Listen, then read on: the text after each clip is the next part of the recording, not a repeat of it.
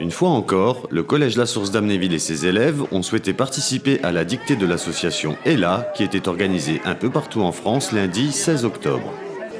À chaque édition, un auteur de renom rédige un texte inédit dédié au combat contre la maladie et qui sert ensuite de dictée. Cette année, pour la 20e édition, l'auteur était l'écrivain, journaliste et commissaire d'exposition Sabile Goussoub, qui a publié 3 romans, dont le dernier, Beyrouth-sur-Seine, qui a obtenu le prix Goncourt des lycéens 2022.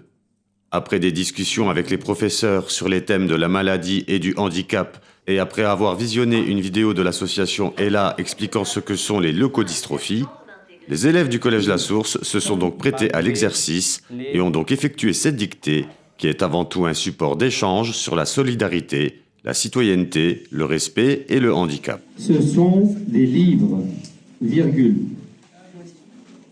Parfois, ce sont des livres, virgule.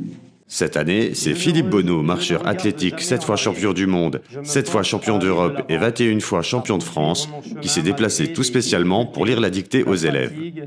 Une démarche qui pour lui était une évidence. Des chansons me donnent l'énergie de continuer. Parfois, ce sont des livres, des films, des photographies, des peintures, des sculptures. Moi, quand il m'a appelé et qu'il m'a parlé d'Ella, le mot a suffi pour que je dise j'y serai. C'est sûr.